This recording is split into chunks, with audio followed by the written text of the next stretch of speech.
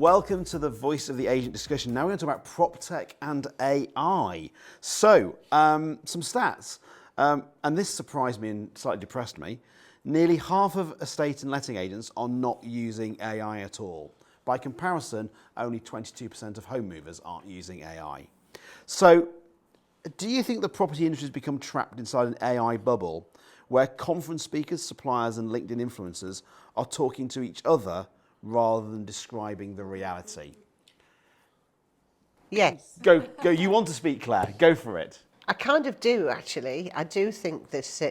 Now, I don't know about you, but if you look at the average age of an estate agency owner, the provincial ones, the ones who are out in the sticks, we still have an older generation owning the business who are somewhat sceptical about technology and probably are doing this old school prospecting and everything else. So they're not necessarily seeing the benefits. And I think as suppliers, we get excited about the next shiny thing and we are talking collectively about what amazing stuff. And the guys that are younger in the industry are looking at innovating and so I think there's a disconnect going on between those that know and those that don't know. And there are those that know and don't care, and there are those that don't know and not sure that whether they should or they shouldn't. Yep. In a nutshell. Yep, I love that. Christopher? Interesting, I'm looking at the stats here that 61% of agents use it for writing brochures or drafting Of those who use it. And what I would say is this, I would say the vast majority of agents are using AI to either make pretty pictures or draft their brochures. And that's about it. I mean, I've only ever seen in all my time 3 pieces of AI that have actually made me go, wow. And I think there's a lot of PropTech firms saying, we do AI, like blockchain was the thing a few years ago and whatever. Non-fungible tokens, NFTs. And I think it is the responsibility of PropTech to give us plug-and-play solutions that make a difference. At the moment, we're not there, but we are getting there. Brilliant. Chris, you want to say? Let Danny go first. Okay, Danny. Oh, thank you. I think the key to this as well is, for the first time in history, we've got 4 generations at the workplace. We've got boomers, Gen X, millennials and Gen Z. And by 2030, Gen Z will make up a third of the workforce. And in 18 months' time, the oldest generation alphas will start work. So, the Gen Zs are, everyone's heard the term digital natives. They grew up in a world with smartphones and the internet. The generation alphas have grown up with intelligence, with algorithmic content, with immediacy. And they are all starting work and they will bring that with them. So naturally, I think even if people don't want to move over to that, I think as the younger generations come through, it's going to automatically be adopted, because what's clear from so Deloitte do a study every year, and what's clear from that is Generation Z in particular will not do busy work. People think, that we call them snowflakes, we say that they're lazy. It's not that. They just will not do busy work. They want work with purpose. Yeah. And they are coming into a workforce and a workplace that is dated. So you've obviously looked into this, and I know you're going to be doing some work on presentation on it.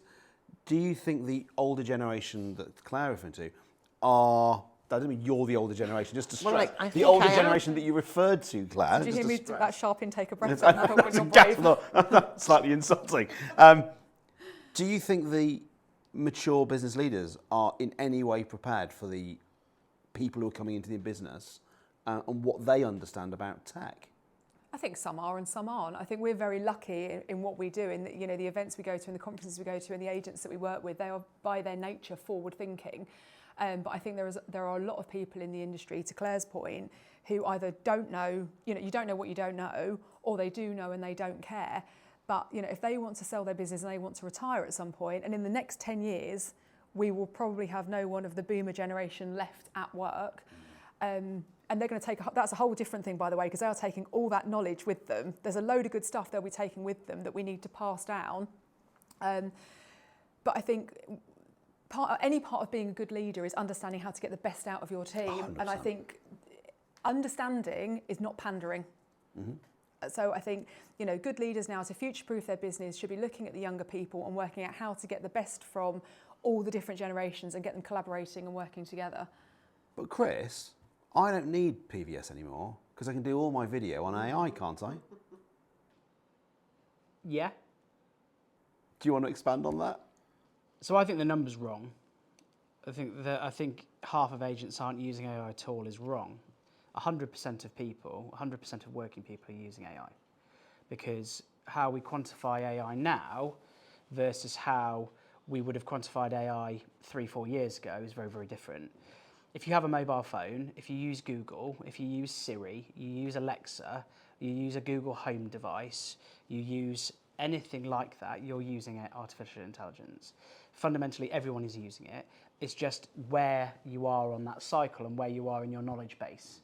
So to your question about video content, you can now make video content with AI-generated platforms. There are some murky areas, copyright infringement, all sorts of other things. OpenAI pulled Sora, which was their video. So ChatGPT's video generator is called Sora. That was withdrawn due to numerous copyright infringement things that were just going to cause them a massive headache. So they thought, you know what, let's get rid of it.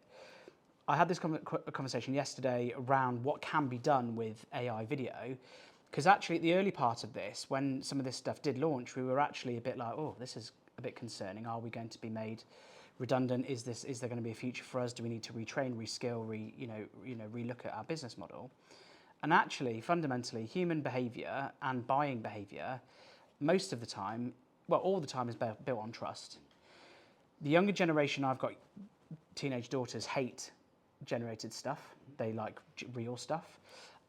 Consumers can spot AI versus generated things. The Coca-Cola advert at Christmas had huge backlash because why is a business turning over billions and billions of pounds not paying people to do some of their marketing?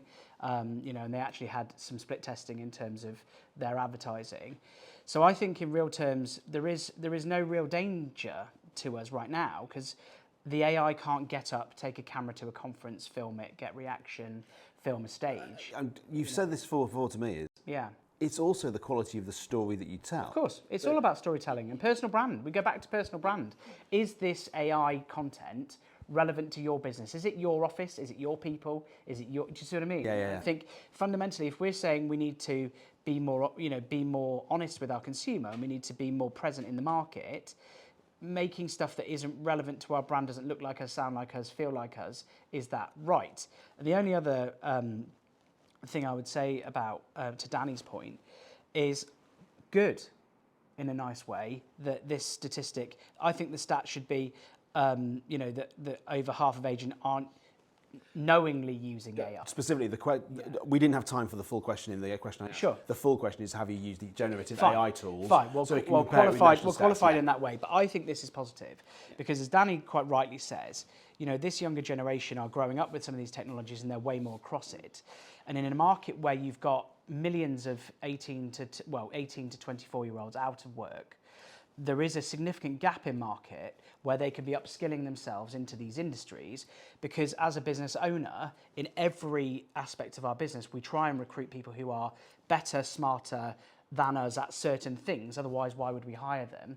So if they can upskill, there is a significant gap and businesses can really benefit. Brilliant. Chris? I think you were looking at this from the wrong point of view. In the fact You're criticising me stats. You're saying I'm looking at the wrong angle. I mean, wow. I had to do this questioning technique. I might have tried that one. When you consider that the average negotiator gets paid minimum wage, and roll the clock back 10 years, it was 40% difference. Why the hell should someone want to come into a estate agency when they can get paid the same to pack shelves or flip burgers? Hold that thought, because we're coming on to that in the next section. I really want to get into that. That is a really good topic, and I think we really want to get into the fact that we have a talent people problem in our industry. But from a technology perspective... So again, what problem does it solve? And if you're just writing brochures and making pretty pictures, you're not even scratching the surface. Ultimately, the biggest problem in the estate agency is being called out to valuations. So what is AI doing to help you with that? And that's going to be the likes of your Repits of this world who can come to estate agents saying, this will solve your problem. This could be the solutions like Prospector Pro that John Paul's done, which basically listens in on actual phone calls and in real time tells you where the negs are going wrong. So it actually trains them. That's real AI that actually makes a difference, not pretty pictures and ChatGPT. Do you use AI? Yes, I do. Do you use AI? Yes, I do. Do you use AI? Increasingly huge volumes. Do you use AI? Yes. So I'm curious then, because what we did find in the research is, you've actually all touched on this, and I think it's a really specific point, is what we found in the research is actually the divide is actually not technology, it's behavioural. because the tools are available to everyone. So if you project forward to 2031, 5 years from now, and I ask each of you to answer this as pithily as you can, is what's going to kill more estate agencies? Bad technology or its use, or leaders who refuse to change? Danny? Leaders, because technology is a solution. Technology is there to solve a problem. If a leader doesn't understand that they have a problem to solve because they haven't identified it, and they don't care, no amount of fantastic CRM or AI or property management reporting tools or key management systems is going to help with that. Fantastic leaders are running great businesses and can absolutely see where people can plug a gap or provide a service, and then so can technology, and they put it in the right places and they use it in an appropriate way. Brilliant. Chris? Leaders, unless the Terminators kill us all. Judgment Day is coming. I love it. Like the film reference, makes me very happy. Christopher? Tech's not the problem, it's the person with it, whether they're willing to use it or not. Yeah. No, agreed. Claire? Leaders, because they have to use tech to monitor the behaviour of their staff. If you're going to use tech to the point where you're going to start replacing staff, you've still got to be able to quality check.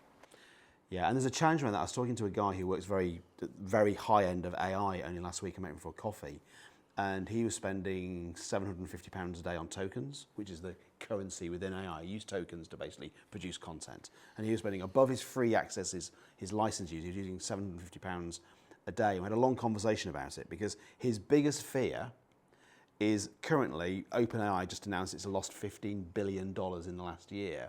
And at some point, it's going to have to increase the price of those tokens. So we all see this as a great free given good that we've been given to have. But at some point, they're going to raise the token. So if you've got rid of the talent, the people, the actual people who can build relationships, have things, and replaced it all with technology, at some point, those £20 a month are going to become £50 a month, £100 a month, £150 a month, because those businesses need to make a profit. If only we had history like the dot-com situation. If only we'd been through this before, If Claire. only this whole thing, it is history repeating itself. So the golden rule about technology is it's a great enabler, but it's only ever going to be as good as the people that you've got, as everyone around the table is saying. And the worst thing about technology, and I see this all the time, and Christopher alluded to earlier, is it comes down to the message. If you use technology to amplify really bad stuff, videos without story, people who aren't trained, it's not going to help you. And you need, as Danny says, it all comes down to the leadership you have that understands what different generations can bring. And the great thing about bringing young people into your business is they are the natives at this technology. So they can really help you if you embrace their understanding.